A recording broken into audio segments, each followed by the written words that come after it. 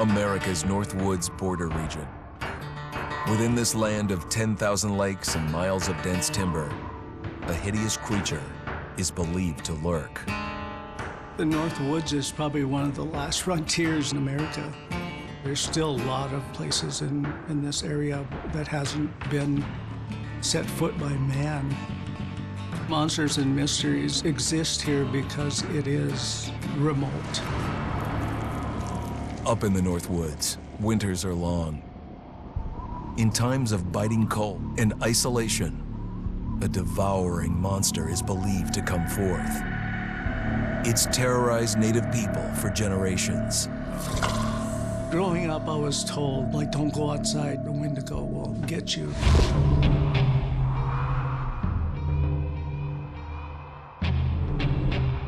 Among the traditions of the northern Algonquin tribes is the Wendigo, a monster that can seize hold of a person to carry out its hunger for human flesh. Many Native Americans fear even talking about this Wendigo, and even the mention of the name will let the Wendigo find out where you are, and it will open you up to be possessed by this Wendigo. The most famous case of a Wendigo possession took place in 1879 in the deep woods outside of Edmonton, Alberta. Swift Runner, a Cree Indian, was a trapper and a guide. He had left town the previous autumn with his wife, 6 children, and his mother. But when Swift Runner returned in spring, he was alone. Swift Runner came into a nearby village telling this heartbreaking tale. I had to watch them starve to death. Of his family being killed by starvation, and that he was the only survivor. My whole family gone. It wasn't hard to understand a family falling victim to a brutal winter. To even not. Yet something was suspicious about Swift Runner. Think of as food. He was a strapping man, and he came into town weighing over 200 pounds. It didn't look like somebody who had just weathered a terrible winter. He wasn't malnourished, didn't look like he was starving. He looked healthier than ever. After a few nights, it became clear that something was wrong. He started having night terrors, screaming in his sleep. I am the Wendigo. Villagers alerted the police. Swift Runner actually guided them back to his winter cabin. When they got there, that's when they saw the true horror.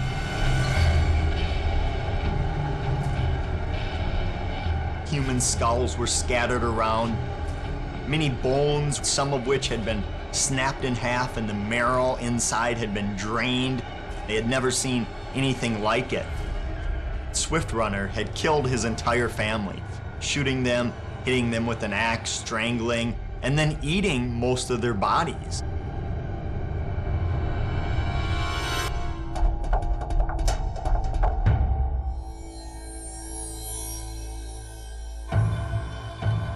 Right up until the moment the noose was on his neck, Swift Runner swore the evil spirit of the Wendigo had possessed him and twisted him into a cannibal killer.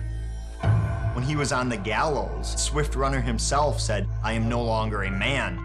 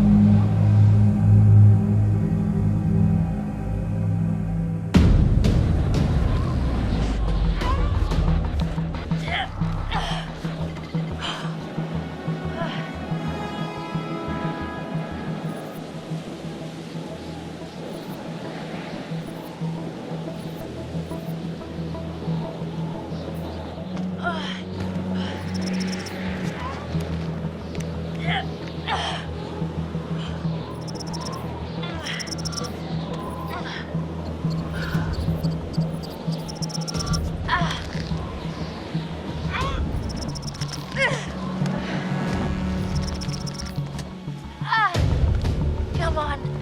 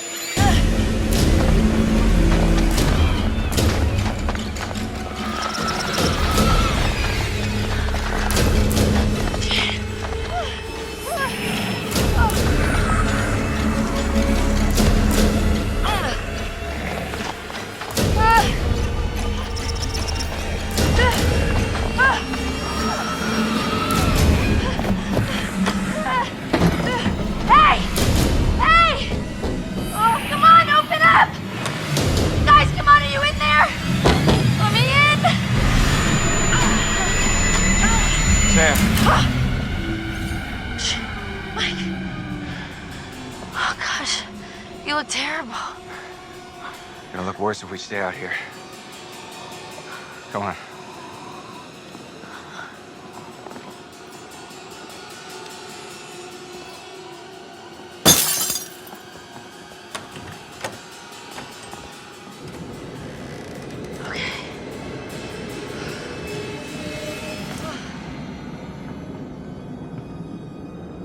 Mike, what happened to Josh?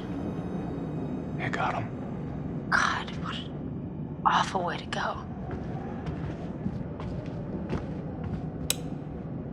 Not good. What do you think we should do? We should check the basement. Might be someone left down there.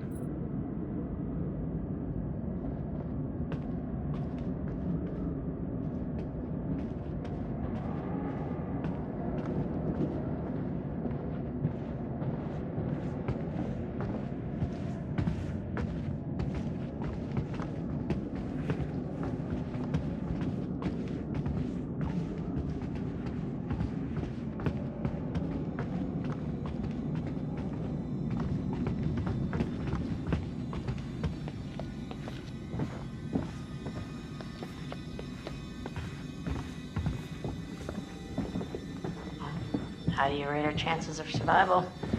I'm trying not to think about it. Go, go, go!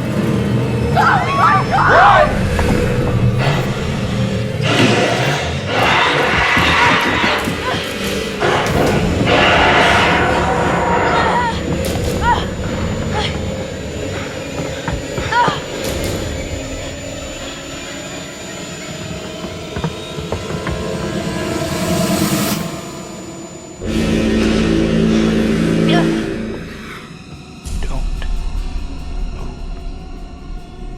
Don't fucking move, Amos.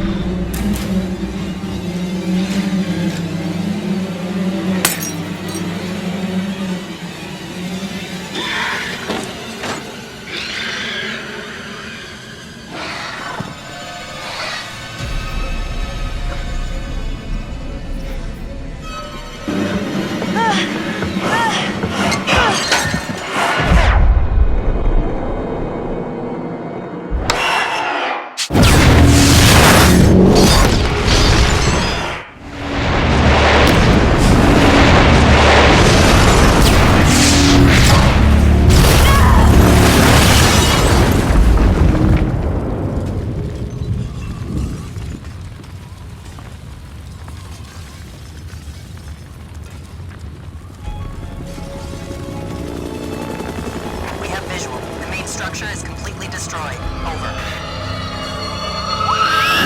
Hold on. I'm seeing something. It looks like there are survivors. Let's pick them up.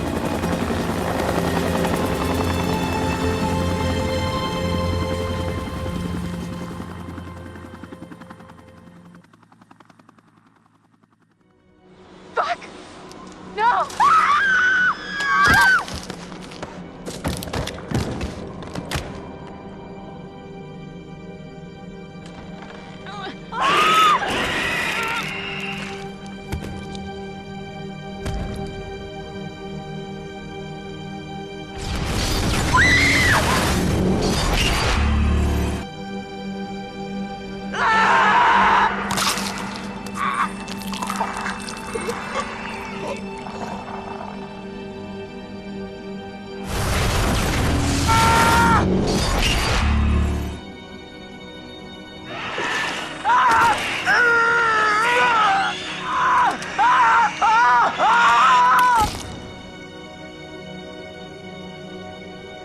The old man, I don't know how to describe him. I mean, You said you thought he was stalking you at first.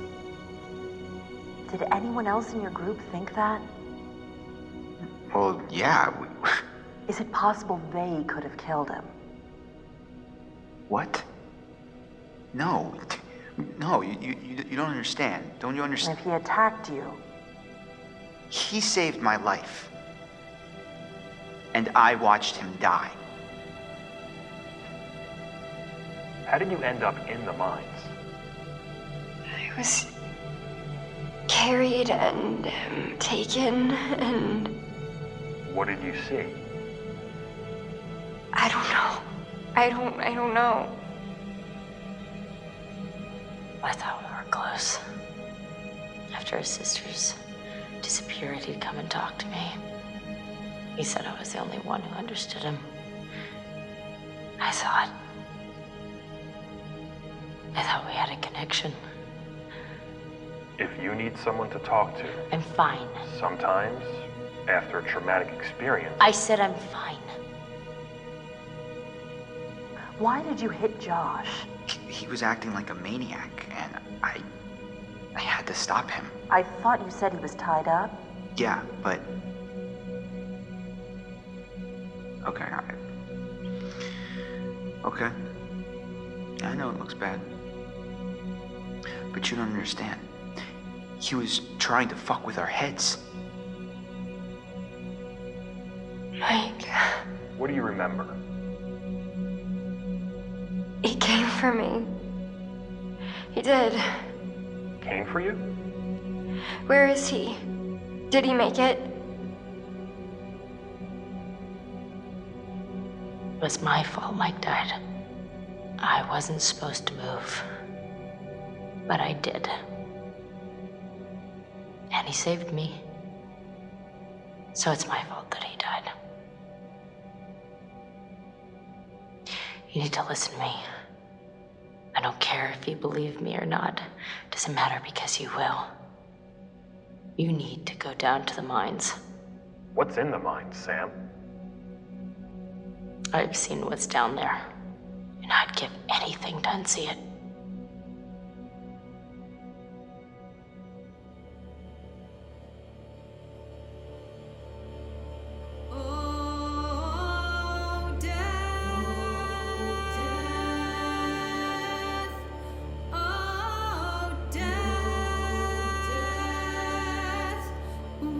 You spare me over till another year.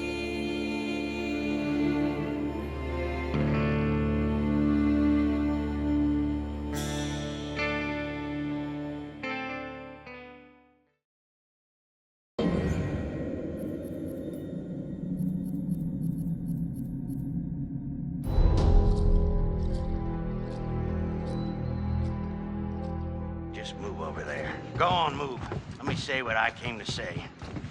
I'm here to tell you what you're up against being back on this mountain. You should never have returned. I don't know why you did after what happened last year. You mean with Hannah and Beth? Yeah, how could you know without being involved? I don't take kindly to you kids coming up here to my mountain. Your mountain. The mountain don't belong to me, it's true. But it don't belong to the Washingtons. This mountain belongs to the Wendigo. Hi, this is Lee Robinson, production designer at Supermassive Games. Understanding the ancient myths of the Wendigo was key for their development that helped the visual look, Through sketches and concepts, these elements were visualized, such as eyes being milky, almost dead, with loss of lips and eyelids due to frostbite, fangs growing and arms and legs getting longer, with skin hardening and thickening to look snarling and menacing, yet withered and lean. The hell was that? Another fucking piece of... Fingers and toenails extending like claws, allowing them to climb effortlessly. We made them look gaunt and weathered, and having ragged remains of clothes they wore. Blood-stained and rotten, with patches of hair still remaining, they retained strong skeletal limbs, which enable them to be agile and quick through the environment. Where are you? My name is Jamie Gallipo, animation director at Supermassive. Fucking bad dream. The overall direction on the creature was to be very strong, to be extremely fast. We wanted a spider-like movement to the creature. 1 minute scampering to leaping and then crawling, almost instantaneous. And finally, we wanted the creature to have this real, uncontrollable thirst for flesh.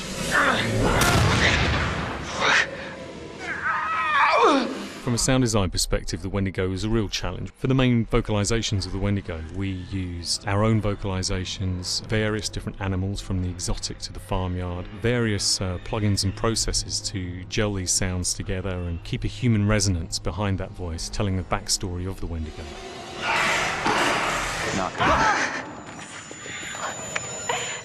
During the chase sequences, the anger of the Wendigo is felt by encircling breaths, screams and screeches that essentially chase you as you're being chased by the Wendigo.